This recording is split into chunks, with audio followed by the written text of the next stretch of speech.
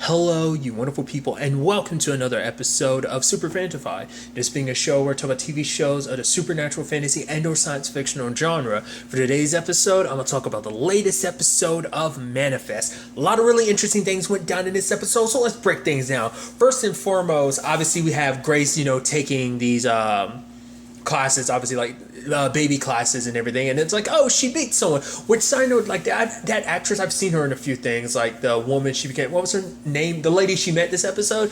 I think the most recent thing, which interestingly enough, this is NBC, well, she played Jessica Biel's character's lawyer in season 1 of The Sinner. So just USA and NBC, or that's all kind of USA is under NBC's umbrella. Once again, I'm going on a huge tangent and whatnot, but regardless, that's just one of the things I remember from. I feel like there's more recent stuff I've seen her in, but I just can't remember off the top of my head. But regardless, like I said, going on a tangent.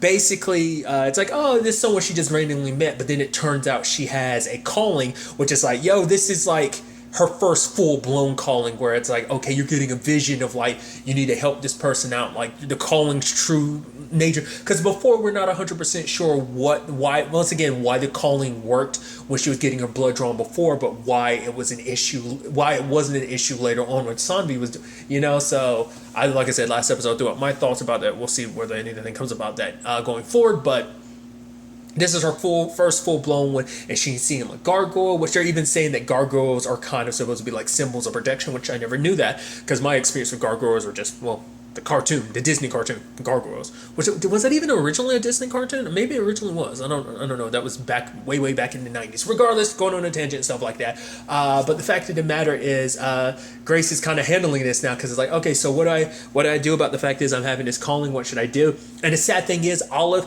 because at first Olive was like, I'm not jealous about the callings or whatnot. I just, what it means. It's like the death date, you guys won't be around. But now that element of jealousy is kind of seeping in, because now she kind of feels like more of an outsider in the family, because it's like, oh, they're all kind of like, oh, Ben's offering to work with them to kind of figure this out. But it's like, no, you got your own stuff. Cal and Grace are working on it. And she's like, oh, can I do anything to help? And, Grace is like, no, you don't have to worry about it, sweetie. The fact of the matter is, continue your work. Because,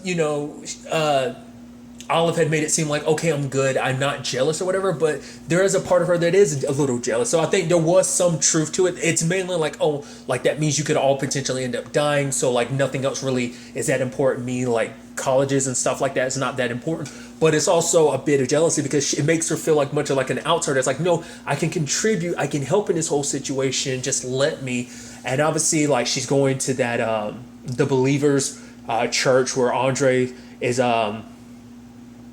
he's talking, and everyone's believers, and it's like she's kind of getting sucked up in it too, because obviously she's so close to it, because she recognizes like, oh, look at all the stuff that comes about because of their visions and stuff like that. They end up helping people, so she's kind of getting sucked up into beliefs and stuff like that, which is interesting considering the fact that you have first-hand experience that no one else within the church does, except for Andre, because obviously he's a part of 828, which is why he's kind of getting like, but obviously he's doing this for not as his motives, obviously, as we learned last season, super altruistic. He's getting attention. That's what he wants. Like, people look at him like he's special and stuff like that, and that's kind of what he's feeding off of. Just no one else is realizing that it's all part of, like, because I'm going all over the place, but obviously they don't realize that she's going there. They don't realize Olive is going there, but obviously she brings up like, oh, who her parents are. That the fact of the matter is, it's like, okay, my dad, my aunt, and my brother all were on 828,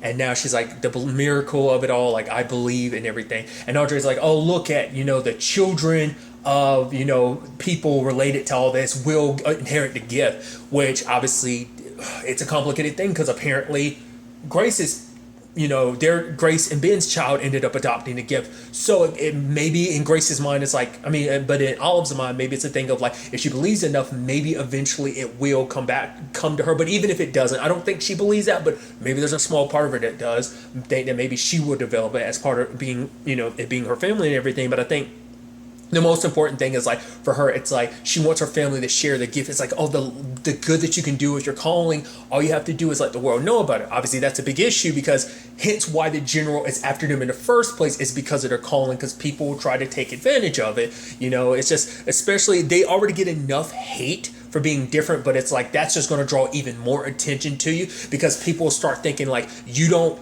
fix the problem, you cause the problem. That might be like the very tumultuous like state that things kind of might roll down that path. Maybe not. Like I said, I might be jumping the gun here, but ultimately we'll have to wait and see in that regard. But along those same lines, obviously, like Ben is trying to get a job at the college and everything. Suzanne is hooking him up with the position and everything. Lo and behold, who we run into is like TJ. It's like, oh, of course, TJ goes to the school and everything. He decides, to step in on Ben's seminar and everything. And obviously Ben's kind of like, all right, it was supposed to only be like a few students, but a whole bunch of students showed up. The moment I saw that, I was like, because they know who Ben is. Because Ben is kind of a celebrity. Like, he is one of the forefront people with the whole 828 situation, so that's not too much of a surprise. But the fact of the matter is, he starts trying to teach the class, but everyone kind of interjects with their whole things about 828, and it's starting to kind of get a little overwhelming. But then TJ's got his back and kind of references like, oh, I read one of your papers about this and that, and was able to kind of get Ben back into the flow of things, so he kind of took back control of the classroom and everything. So, because the thing is, TJ is one of the unknowns, not the entire list of people who were on 828. Obviously, the extras have kind of figured it out, but it's not general knowledge. Like the students there, I mean, luckily no one in that class, that we're aware of is an extra. Everyone is just, they're kind of believers, or at least people who are like mildly curious and be like, oh, were you taken by aliens? Was it something else? So there's just the curious people. Like I said, you have the extremes being the believers and the extras, and then like everyone else kind of existing somewhere in that happy medium. But I think TJ's fortunate enough to be in a position where like no one knows that he was going for the 5 years, so it's not really an issue, because obviously he's going to a different school than he was before. So that's a whole thing of like no one, unless you knew TJ, it wouldn't be that thing. So I think he kind of flies under the radar without that kind of being too much of an issue. Like I said, just unfortunately Ben's kind of, him and his family are kind of celebrities. Which hell, that even kind of plays into the episode, because it turns out because obviously you have Grace kind of working with Cal, because it's like, all right, we got to figure this whole situation out. So they find that mom, that lady, and she was kind of like, oh yeah, ginger lady, and it's like, oh yeah, I was just my son, get him, he's a bookworm, trying to get him into sports and stuff like that. And then she kind of like quickly packs up, gets her daughter out of there, and I'm like, that's a little weird. I'm like, is it because she recognized who Cal was? I was like, is that what that's supposed to be? Does she actually know? And later on, it totally turns out to be the case. She's an extra. Because I was like, holy crap. Because later on, she runs into Grace and she's like, I know about that. I recognize that monster of a son of yours. I'm like, Jesus. And it's like, because she looks at, because obviously like the calling kept being like, open her eyes. But then, Grace was like, oh, I see. Like I was kind of like, I had a feeling like the fact is I was supposed to open your eyes, but it's because open your eyes to the fact is that you are some closed-minded bigot. And then what does that lady say? She's like, I hope you lose the child. It's like, Jesus. Because she's probably thinking like, oh, that child's an 828er just by nature, which is kind of right. But I was like, man, who said some shit like that? As a mom, you but once again, it's like they look at it wasn't even a monster. It says abomination is what she called Cal, and it's like, because of everything that my son went through, it's like, would you want someone calling your kid an abomination? It's like, you're pregnant too. Would you want any random stranger telling you that you hope they lose a child? That's extremely messed up. But obviously Grace had kind of blew up at her, so it's kind of like, okay. But obviously later on she kind of realizes I didn't open her eyes, so maybe the situation isn't done. Like I said, we'll kind of like piece this all back together, because there's a lot of stuff to get to. The fact of the matter is, because there's everything with Michaela and Zeke. Michaela trying to, fix Zeke's situation, trying to find out where he was, but it turns out he got transferred. Part of me was wondering about that. I was like, because even I started thinking like her, was that the Major? But it's like, no, Major wouldn't act like that when it comes to something like police custody. But then it's like, okay, so who moved him? I guess it's just because of him like freaking out and need medication. They moved him to a facility that was more well equipped to deal with him. With his, when he's having a calling, his body's shaking, and it ended up kind of hitting someone. They're thinking like, oh, he's uncontrollable, like especially everything that got him in prison because of the whole Michaela thing. So obviously she's looking into this, trying to get him a lawyer to look into his case and everything. But obviously Jarrett's kind of in the way, and it's like, oh, Jarrett, don't be a dick. Because Jarrett's kind of like telling her to kind of let this go. But for her, and especially because he throws in the line I've thrown out there too, like, yeah, he did kind of literally implode his life. He was married and he threw his marriage in the trash just to be with you again. It's kind of sad, because it's like, despite everything, it's like, oh, you want them to have a happy ending, but then that happy ending kind of got soured, mainly because it was Jarrett's side of things, because it's like a little bit of his jealousy and like him being very overprotective when it comes to Michaela, him looking into Zeke led to that situation because Michaela's like, it was an accident. And it's like, the thing is, Michaela's like, I recognize I made you implode your own life for me, and I get that. But for her, she's like, we can work together to help Zeke, because we both know it was an accident. It wasn't meant to go down like that. But it's like, Jarrett played his role in playing this, making the situation play out the way it did. He escalated things faster than they need. It was a combination of both of them, but he kind of played his own part in escalate, because Zeke thought in his mind, it's like, oh, I'm protecting her. Maybe in the long run, we might end up finding out that Zeke was there in that position to protect Michaela from Jarrett, because Jarrett's kind of her blind spot, so she can't see Jarrett for kind of who he was becoming. And maybe that's what this is all about, like Zeke being there to kind of fulfill that role and kind of protect her. You know, we'll kind of have to see on that front kind of going forward whether that ends up being the case or not. But I think that's so fascinating. But regardless, it turns into a whole conversation of like, you know, she's like, I forgot what she was saying, like the fact of the matter is, if you're not going to, like, we could work together, but he didn't want to. And she's like, then, you know, I'm gonna save Zeke no matter what, basically, like, don't get in my way. And he's like, is that a threat? And she's like, it didn't have to be. All we could do, we could have rectified this, have you change your position, because he knows it was an accident, but it's like he's so stubborn for whatever reason, because I think he's thinking that Michaela has a blind spot, which maybe she does, because even she admits, like, she told Ben to kind of not get too personal with this whole situation, which he gets personal with a lot of people when it comes to this 828 situation, but obviously gotten very personal with Zombie. Zombie's been like their closest friend and, you know, person that they can talk to in this whole situation. So there's all of that. So there's history there, but also it's like, you know, and he's like, really, you want to say that to me considering your whole Zeke situation? She's like, okay, I'll admit it, I'm kind of personally invested in, you know, as well. So, but so she speaks to Zeke, and it's like, okay, because I was wondering, because they kept medicating him and stuff like that. I was like, oh, this ain't good. But it's like, well, because of his, you know, like, because he was like, you can't be giving me this stuff, because he's like, I'm in recovery, and like, you get me started on this, I'm gonna have an even harder time recovering from it, kind of have to start my sobriety over again. But it's just because of his condition and stuff like that, it just put him in this position where it's like, they're not trying to keep him there, it's just more so like they're trying to keep him medicated because they think he's a little uncontrollable. But nevertheless, Zeke ends up calling in the lawyer. It turns into a whole thing at trial. Well, it kind of gets in front of a judge and everything.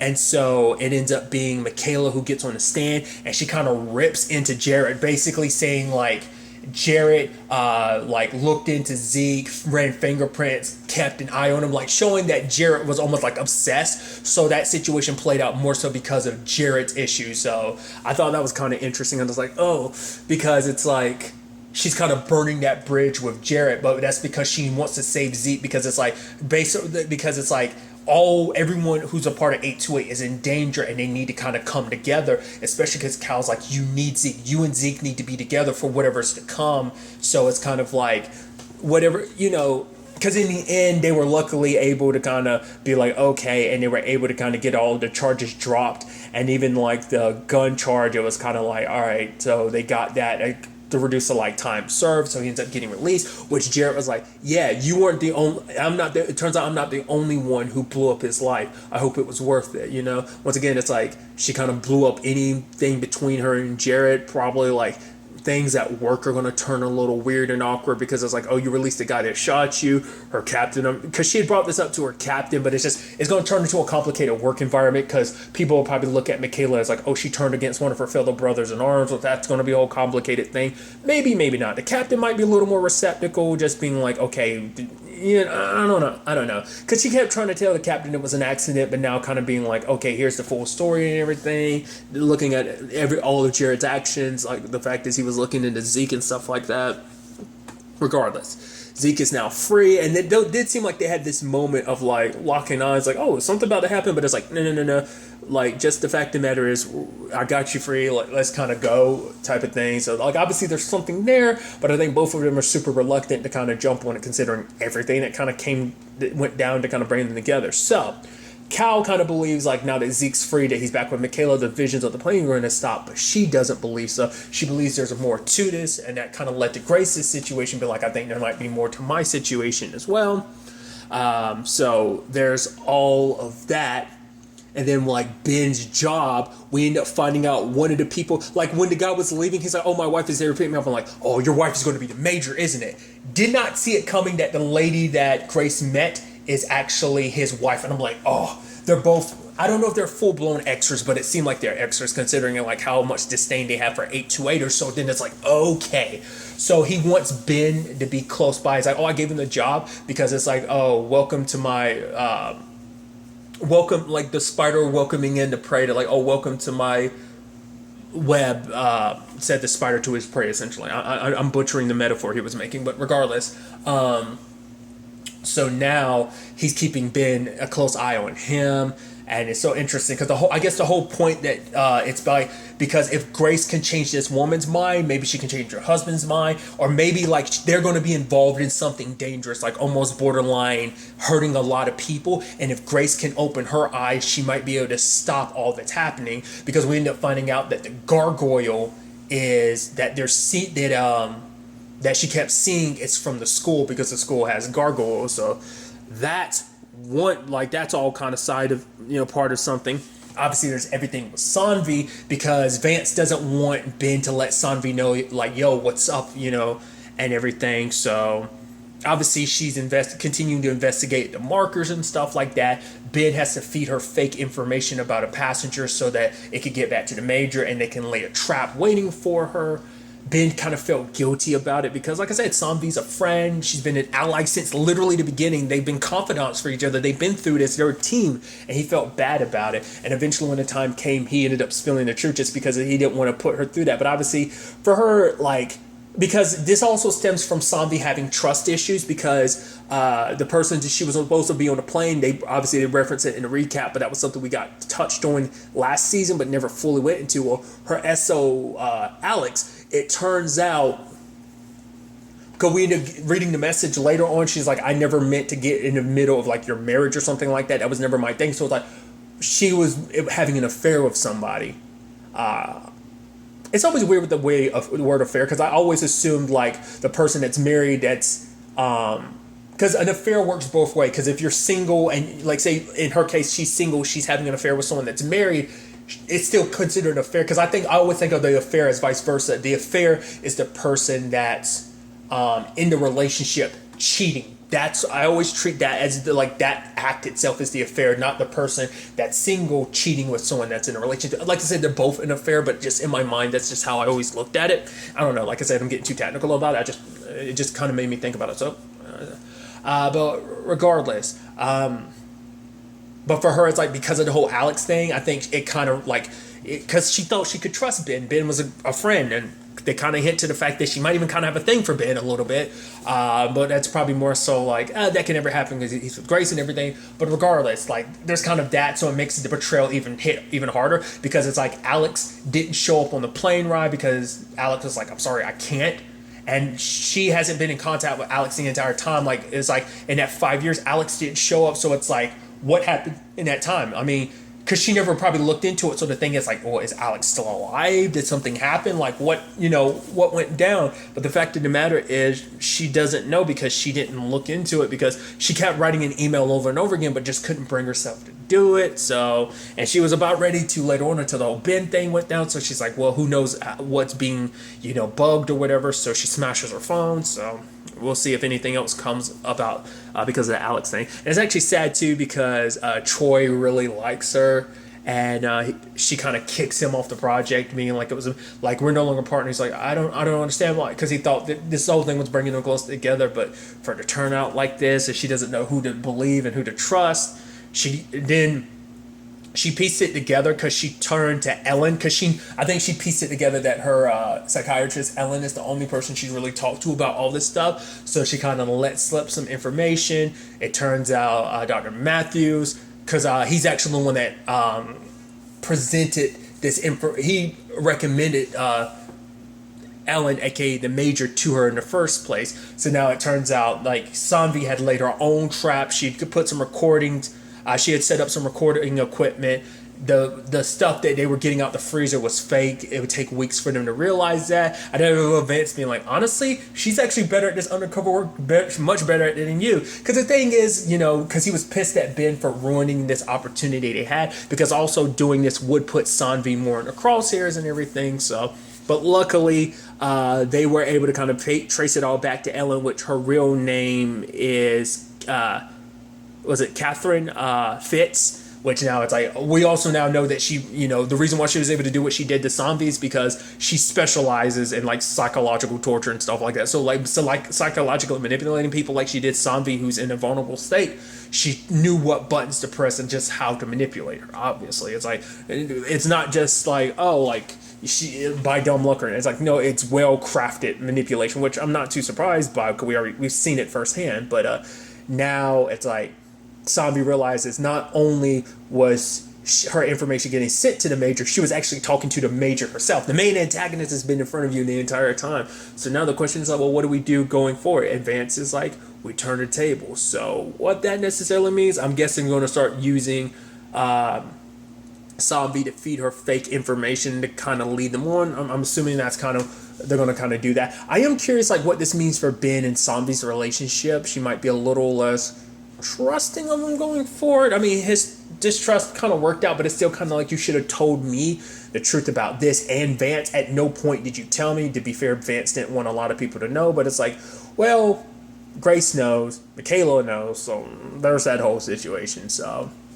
and everyone else is in the dark about it. So there's also the Jarrett thing where we see him at the end of the episode. He's like, oh, like some Xers are talking about like, oh yeah, the A2A, they shouldn't be blah, blah, blah, blah. So it's like, okay, so is Jarrett getting sucked into this because he's starting to believe this? Or is he trying to make things better by being like, you know what, 828 people includes Michaela and I still care about her, so I'm going to infiltrate this group and get the best of them? Or is it going to be a thing of like, he kind of vents and stuff like that, and then later on finds out the people he's kind of been venting with kind of blah, blah, blah. I feel like it's pretty apparent that they're kind of Xers, especially people who are very like anti-828 is kind of like, yeah, you can assume they're Xers. So I'm curious to see, like I said, going back to, is Zeke trying to protect Michaela from Jarrett because in his own twisted mind, he not twisted, but just in his own misguided mind, he thinks he was doing the right thing, and that's going to lead him down a bad path. We'll ultimately have to wait and see where all of this ends up taking us going forward into the next episode. But really, that's all I'm going to talk about. Till the next time we meet, be happy, be safe, live life to the fullest, and enjoy it. Good day and goodbye.